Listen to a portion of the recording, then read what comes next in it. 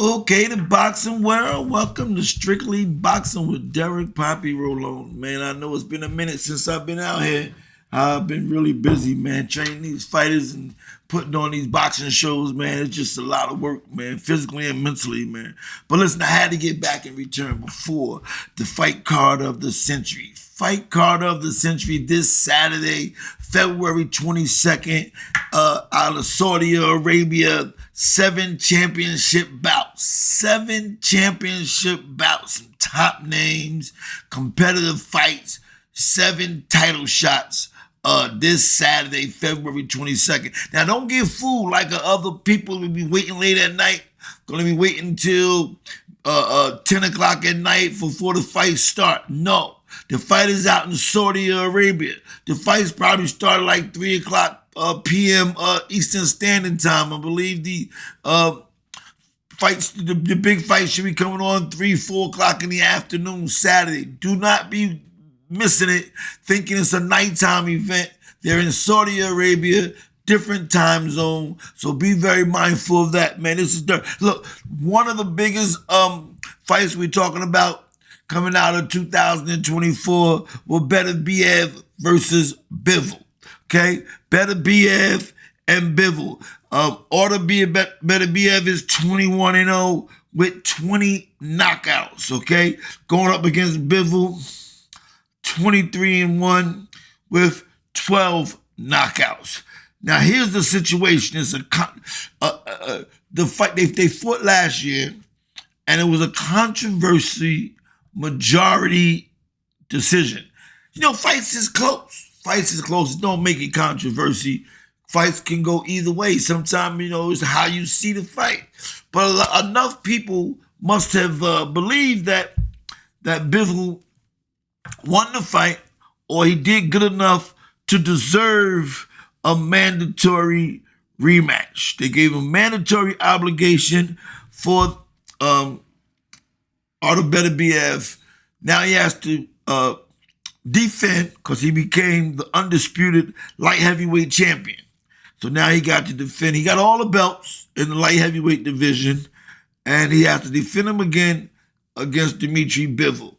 That's going to be a big fight.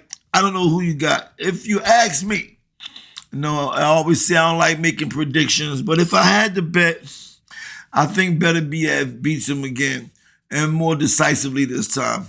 You know, and my reason for that is because Bivol he's just right in front of him, you know, and it makes it easier fight when you don't make a fighter use his legs and move around, and they're right in front of you trying to fight. It's an easier fight, man. That's just my opinion, and I'll put that. But on the same card, another fighter that I really think is going to make a lot of noise, or is making a lot of noise in the heavyweight division, is Daniel Dubois. Daniel Dubois, 22-2, 21 knockouts. He's 22-2 with 21 knockouts, and he's going up against Joseph Parker. Now, Joseph Parker is a very experienced fighter. You know, he's on a 5-fight win streak. His last 5 fights, he been on a win streak. He beat Wilder, he beat Zhang, some of those guys. He beat some big names. Can't say a bad thing about it. Can't say he's a bum fight. Can't say that Parker's he's going to be going up against Daniel Dubois, which is the IBF heavyweight champion.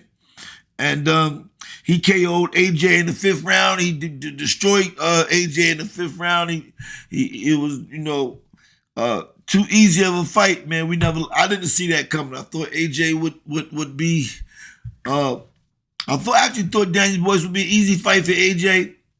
Daniel Dubois surprised me, and probably you too.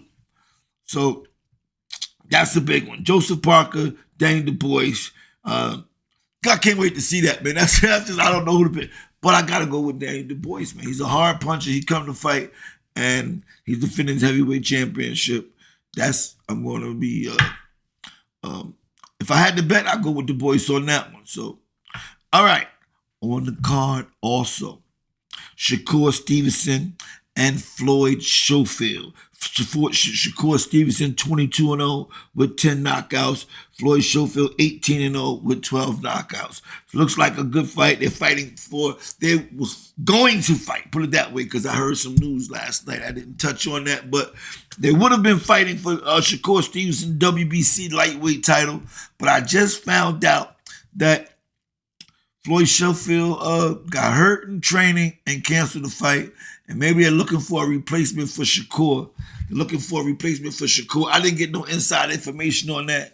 And I don't know how true it is, but I did hear that Floyd Schofield pulled out of the fight to fight Shakur Stevenson, some kind of injury in training. And you know that if that's true or not true, let me know. But that's the word on the street. Word on the street is they're looking for an opponent for Shakur. All right. 7 championship bouts on one card. There's another fighter on the card. Carlos Adames. Adames is 24-1 with 18 KOs. He's the WBC middleweight champion. He's going up against Hamza. I don't know how's Hamza's last name. Sherney, I think. I don't know. My bad. He's 21-0 with 17 knockouts. So you got a 24-1 with 18 knockouts. And he's going against Hamza, 21-0 with 17 knockouts. WBC middleweight championship. Big names, big fights, competitive fights. To me, this next fight I'm going to talk about could have been a headliner on its own. Could have been a main event on its own. Virgil Ortiz Jr. 22-0 with 21 knockouts. Going up against Israel Magomedov, 10-1 and 1 draw with 7 knockouts. They're fighting for the interim welterweight WBC super welterweight title. Now, Magomedov made his step on the scene, came out, did a good fight, losing to Terence Crawford. But he put up such a good fight that he's becoming the favorite over Virgil Ortiz. And a lot of people I talk to is taking Magomedov over Virgil Ortiz.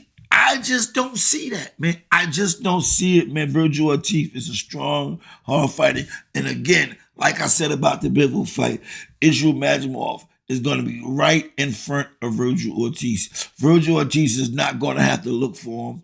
He's a fighter that come to you, stay right in front of you. In my opinion, he gets stopped by Virgil Ortiz. Virgil Ortiz probably stopped him around the 7th to 8th round. That's just my opinion, man. On the card's another set of heavyweights.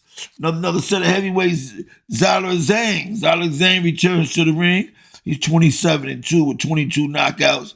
He's going to be fighting for the WBC interim heavyweight title. He's fighting against Ajit Kabayel.